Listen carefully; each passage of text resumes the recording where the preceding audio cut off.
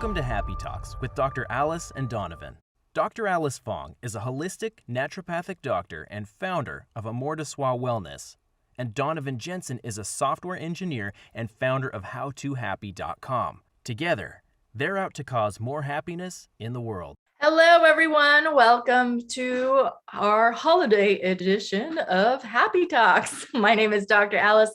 This is my awesome co-host, Donovan. And today we're going to be talking about how to deal with the holidays, the stress, the family, how to stay happy in the midst of all of that. So, Donovan, to kick things off, what are your initial thoughts on, how to stay happy and positive and stress-free around the holidays? Well, I think actually to switch it up for the holidays, I'm going to ask you, since one of the main things is stress, right? And that's one of your expertise points. I'm going to ask you to start this time. Okay, sure. Yeah. I think sometimes depending on a person's situation and their circumstances, spending time with family can be either stressful or not stressful. Or not being able to spend time with your family can be stressful or not stressful. It really depends. Everyone's situation is unique. So I'll just start with one scenario and then maybe we'll navigate through some other scenarios. Like for me, generally, the holidays aren't too stressful. And I think that was a team effort in my family to make it as stress-free as possible. Actually, a while back, we kind of decided to basically not do gifts anymore. And that's really relieved stress for our family specifically, because most of us feel like we don't really need more stuff. So I'm thankful that my family is not too caught up in the materialistic of stuff things. We mainly just get gifts for the kids. And so we really focus on making it more meaningful of just having quality time, connecting, enjoying a meal together, and celebrating with silly things. So my sister does actually like a Christmas Eve party where she might do, like, we stopped doing gifts for a period of time, but then she started doing this Christmas Eve party where we'd get together and do like a white elephant exchange. So instead of trying to get a gift for everyone, which is stressful because it's like, especially if you haven't seen that person in a while, you don't even know what they want, what they need. Why get them like a useless thing that they might just want to exchange? You could just get like a funny, silly gift or whatever, throw it in the white elephant pot of gifts and make it a game out of it. So it's more enjoyable that way. And, I don't have to feel stressed about having everyone get me a gift that I don't really want or need or have space for. So it just is relieving to just have like, okay, one gift that I may or may not use. Maybe I'll re-gift it, give it to someone else, or maybe I will use it. One time I got an inflatable Christmas pig that I thought I would never, ever use, but my niece and nephew get a kick out of it. So it does get used sometimes. So that's where I start with trying to see how you can create the event as more meaningful and really focus on what matters. Not to say like you're bad and wrong if you want to give everyone gifts, but like kind of maybe assess how everyone else feels about the principle. And if everyone's on board, then do that. I guess the challenge is when there's mixed opinions about it. So I'd be curious on what your take of that is, or what you do in your family as far as dealing with holiday stress. Well, that's exactly my family is mixed opinions. And I'm more on sort of the wavelength that you described, where I don't really want to do any of the gifts. I just want to spend the time sort of being together and hanging out and spending quality time. And the rest of the family is not super on board with that. But I think to take a step back and think about things to make, the holidays move a little smoother are sort of what you mentioned at the beginning, which is kind of getting everyone on board as much as possible. And communicating around like expectations, and I think one of the really important things that you can do as an individual is sort of identify the traps that you tend to fall into around the holidays that can cause stress and burnout and all these other like feelings of anxiety. Because I know for me, gifts, for example, is one of the places, and I'm sure it is for a lot of people, but that I can get sort of stuck in these loops of like, oh, it needs to be perfect, and I need to do this, and I need to do all this, and I need to do that. When in reality, one, sure, maybe there is some structure in my family around giving gifts, but everyone in my family is an adult, so no one's going to be like, oh, well, you got me this thing and I have to exchange it, and now I don't respect you, or so, you know what I mean? Like, it's not that serious or important. And while most people want to try to get something for the other person, and like you said, I think it's sort of unnecessary overhead because there are many exchanges and whatnot that are made. Trying to sort of take out some of the seriousness from giving gifts and sort of exchanging with each other can help a lot. Another piece that I wanted to talk about is like sort of with seeing family. A lot of people I know have family tension of some sort, or tensions are likely to rise. It again, in my mind, goes back to sort of this looking at kind of the patterns or traps you've fallen into in the past and preparing yourself around those and trying to sort of form mitigations that if like, oh, if the conversation starts going this way, I need to just take off for 5 minutes or drive around the block or whatever else. I haven't experienced that for a long time, but there were times in the past where my family had enough tension in it that some things like that did need to be in place. Yeah. But yeah, so going back to the presence piece, I think, like you said, really communicating with your family as a whole and finding something that works for everyone is helpful. One of the things that we've done, since there are mixed opinions, is instead of everyone has to buy something for everyone, or that's sort of the implied expectation, there's a name drawing system. Oh, yeah. So you just have a particular person that you buy for. Although my family also does a second name for making something, which I absolutely hate. It's my least favorite thing. Ooh.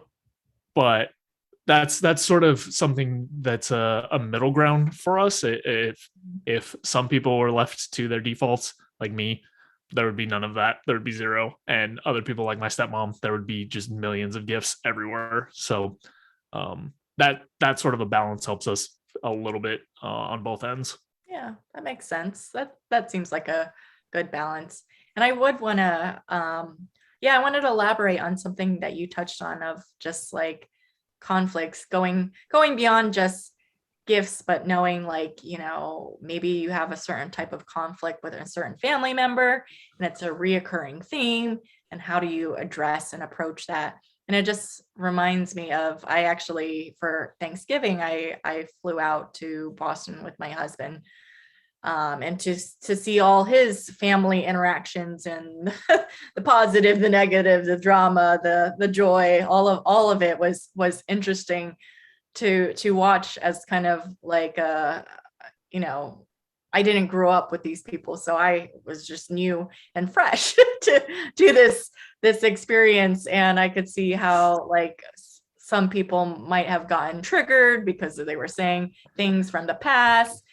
And just kind of an example of my own husband interacting with his father, in that what happened was, my husband did something that his dad did not agree with, was very unhappy, and just was like name calling and being not so nice.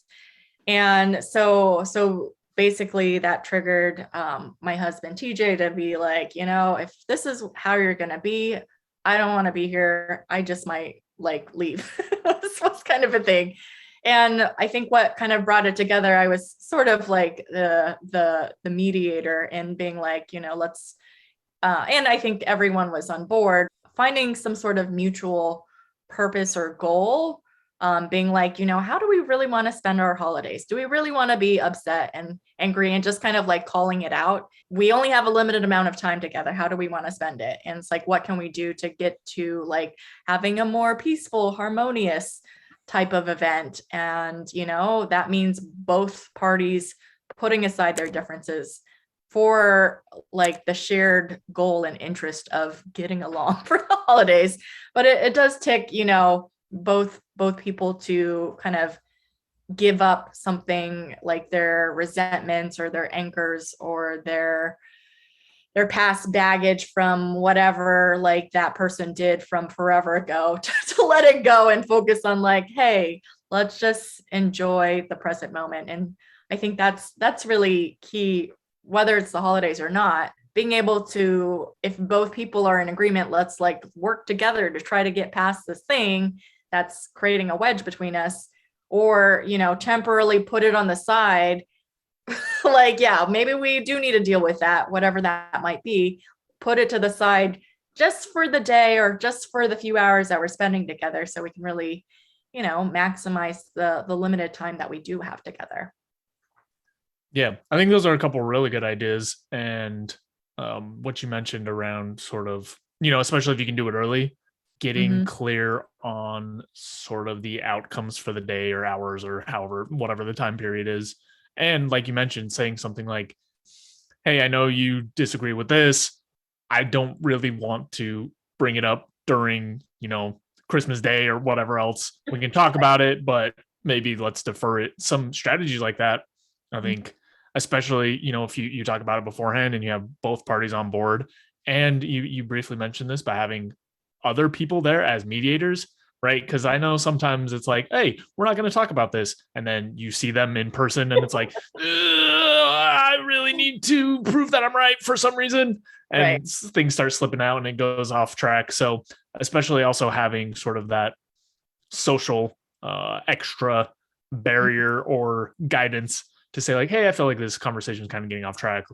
I feel like those strategies could really be effective. I haven't used them particularly for holiday stuff, but I've seen them effective in other realms where it's like, like divorced parents or something who have a shared child activity. And it's like, maybe there's a bunch of other things that they want to discuss or fight about, but burying that under the surface so you can kind of share this in this experience together.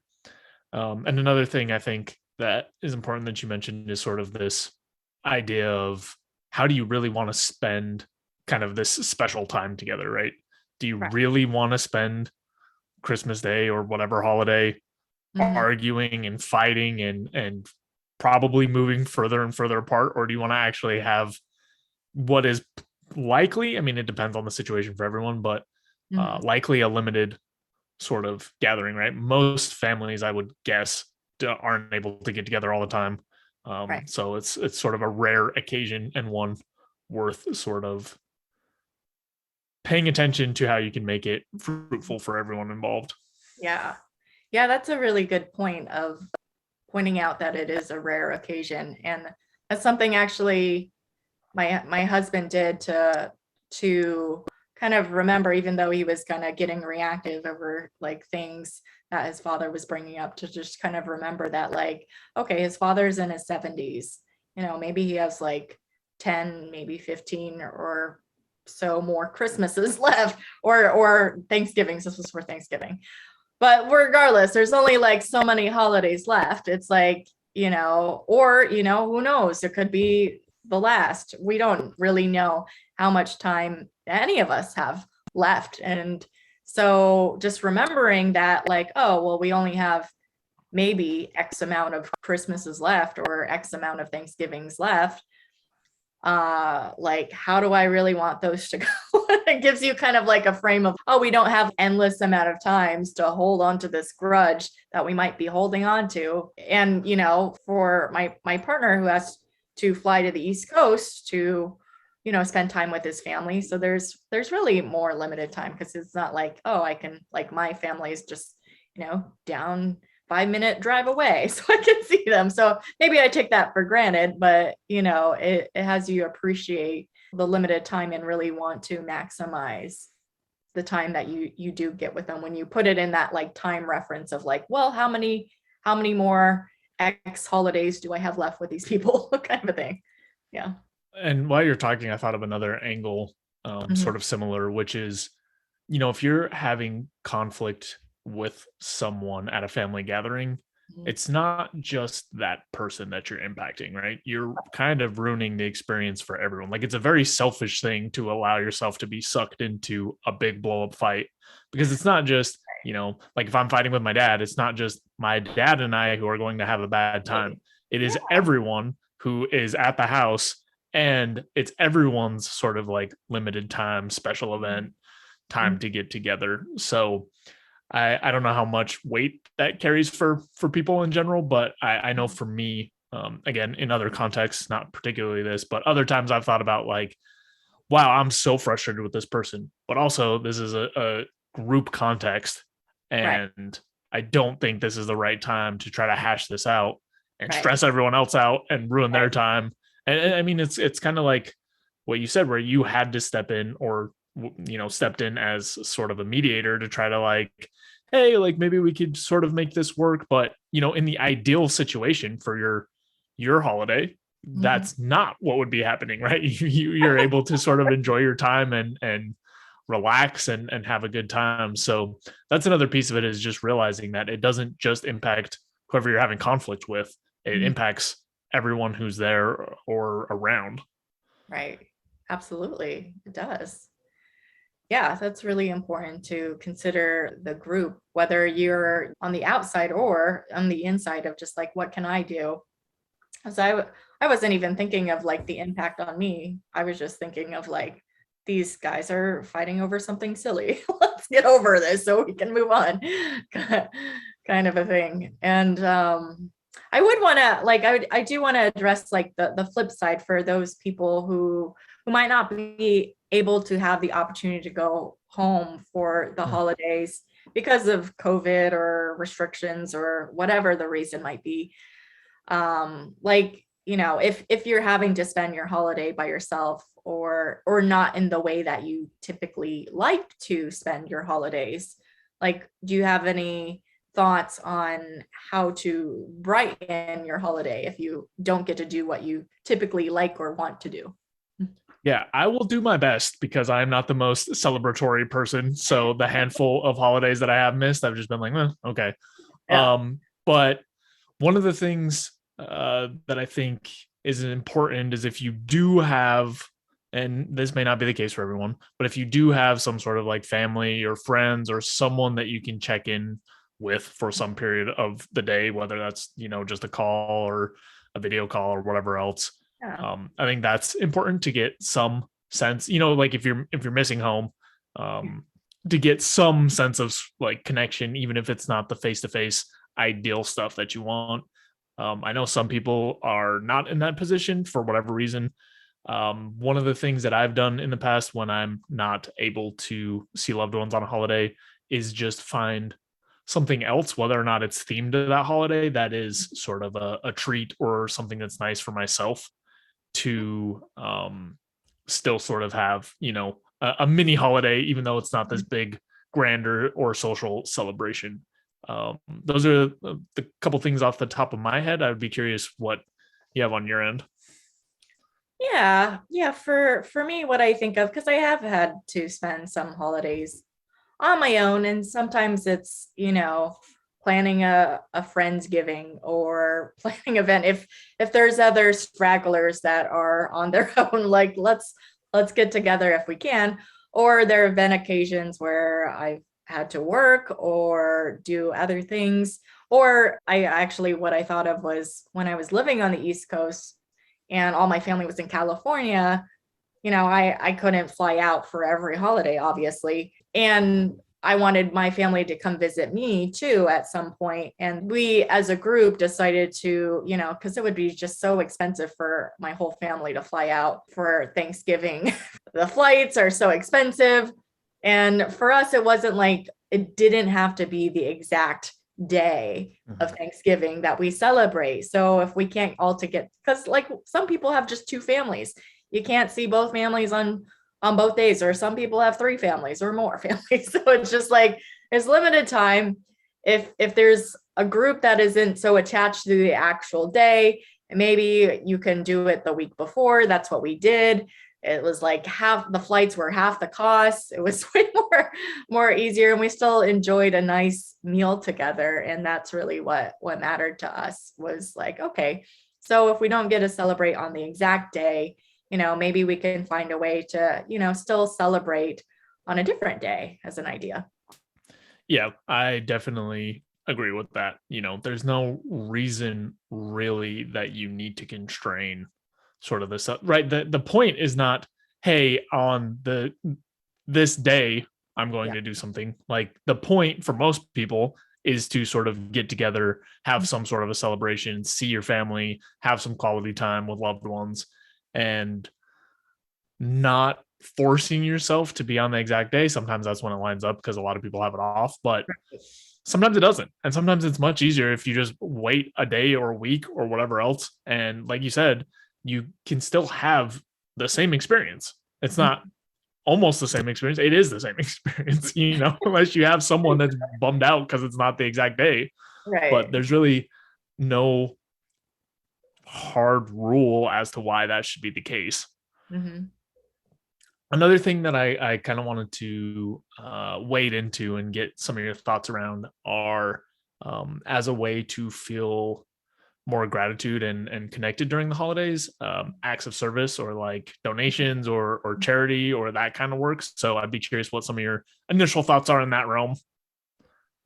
Yeah, that's generally, it doesn't even have to be related to the holidays for me. Something that I just know for myself when I'm feeling down or low or depressed. And I tend to like be in my own hole of my own misery in my own head. And that really gets me down. And I've come to learn and discover for myself what helps me get out of it faster. Not to say, it's okay to be in those down moments, and it happens to everyone, and to give myself the space to do that. But I know the thing that helps me move through the emotions quicker is actually being out there with people, being of service. That helped me through a difficult breakup. It's helped me through a lot of various situations, to just focus on making a difference for another human being. Helps me feel better, even though I was like, I don't want to. I'm going to be a drag because I'm in a bad mood. I'm just going to be like a party pooper type of thing. But in reality, it actually helps get me out of my bad mood faster. So I've learned to kind of just get over myself and put that like fear of, bringing other people down to the side, and just focus on, just doing my best. And if I really feel like I can't, then giving myself the space to curl up in bed if I need to. But I know generally, if I'm talking to other people, if I'm being of service with other people, it helps kind of get me out of my own head and more present with what's going on in life and with other people. Yeah, that mirrors a lot of sort of the feelings and experiences I have around it, which is to say that many of the traps that I get stuck in, like worrying too much about what presents I'm going to get people, or getting frustrated that I have to make something for someone, Right. or getting worried about potential conflicts that are going to arise in family gatherings. When I go and contribute either time or money to other people and sort of think about, one, the impact, right? It just feels nice. It feels a lot nicer to help someone who's truly in need, somebody who needs socks or something, as opposed to getting my sister an Apple Watch or something, right? It feels much better.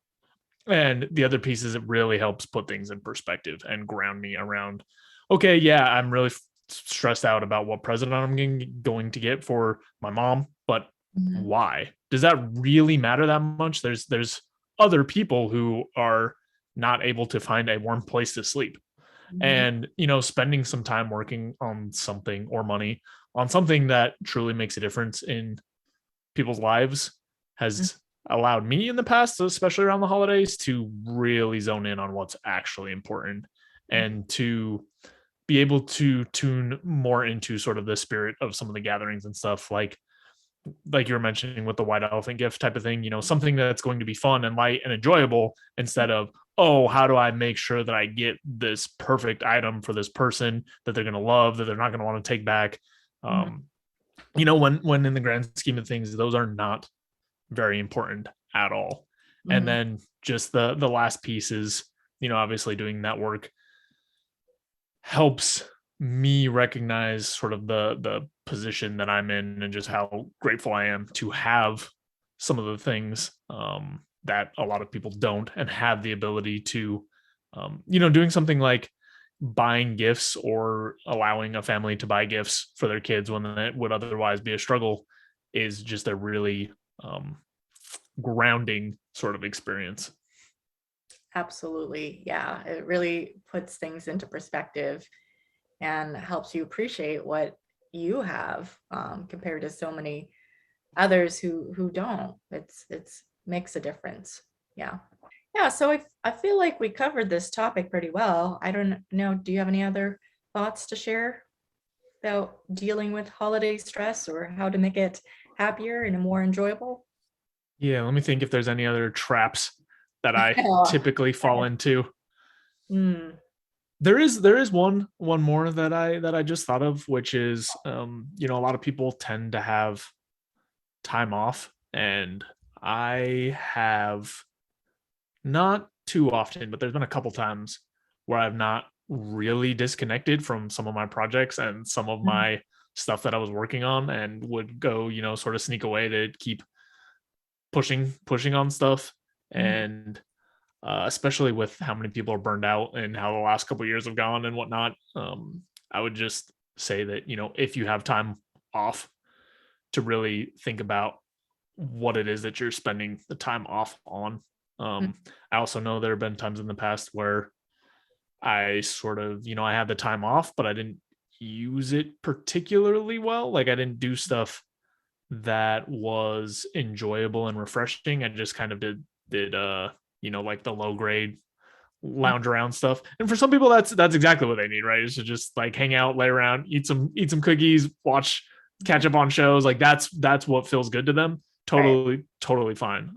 I just know that sometimes I have spent my time in ways where I wasn't necessarily refreshed coming back. And Mhm. um the other thing is, it's also a really good time to sort of take some space and reflect on just things. Goes around, or in the same track of setting sort of intentions towards how you want to spend your family time, but also just setting intentions around how you want to spend your time in general. It can be a really nice time to do that. So Mhm. that's just one last piece I wanted to throw in there. Yeah, no, that's a really good point because it is time off, and yeah, maybe you don't want to spend all that time with your family, especially if your family stresses you out. That maybe you do need some time to decompress and reflect and think about what it is that you're needing to recuperate from, the busy, stressful year and things like that. I think that's really important and valuable. And I think what I've learned over the years, and sometimes I still am guilty of this, of like I thought I might, do a little bit of work here and there when I was traveling for my holiday trip. And it just doesn't happen. So it's just like to make zero expectations that any work will happen. Or I've also created the intention of like, oh yeah, I'll try to get in a few workouts while I'm traveling on holiday. And that rarely ever happens. So I just think I need to just give up that idea and just enjoy the time and not feel, oh, this is another thing I wanted to touch on, to not feel guilty. I think that's a common thing of like, oh, I'm really getting off my health routine, my exercise routine, my nutrition routine, totally out the window when I'm traveling. But to not be so hard on myself, to be like, well, I got back right in. I got right back into my routine once I got back from my trip. And so what if I really went off the rails? But it's just to know that like, hey, I give yourself a little bit of slack around the holidays, and it's okay. You can get back on track on the routine. You don't have to like cave and give in to delicious treats because everyone's pressuring you to. That's really on you to decide. But ultimately, if you reflect and think like, I work really hard. I want to enjoy food and people and celebrate and not feel guilty for doing so. That was my last point that I wanted to add. Yeah, no, I think that's really useful. And for me, what's nice or helpful is really getting clear and making that decision beforehand. Yeah. Either saying like, no, I have this fitness goal, this health goal, whatever else, and I'm going to stick to it because I don't want to go back a week or whatever else. Right. Or the opposite and saying like, listen, hey, I'm mostly on top of my stuff. The other 51 weeks, I'm going to take Yeah. one and just kind of, maybe I gain a few pounds, but then Okay. I know exactly what day sort of this ends, or that I'm not just kind of like going wild or whatever it is that you're doing, and just Mhm. knowing when you're going to sort of transition back, but making that decision very clearly beforehand, at Yeah, least for me, helps so much. totally. Yeah, absolutely. All right. Well, everyone, I hope you have an amazing holiday. Thank you for tuning in to Happy Talks Holiday Edition. Thanks for watching. If you enjoyed the video, please take a second to subscribe as it really helps out a lot. If you're looking for more content, there's all sorts of information over at howtohappy.com. And if you want something a little bit more condensed and concise, I've also written the book Mindscaping, which is essentially a framework for optimizing happiness. So we'll have the link there as well. And that's all I've got. Thanks again. I'll see you next time.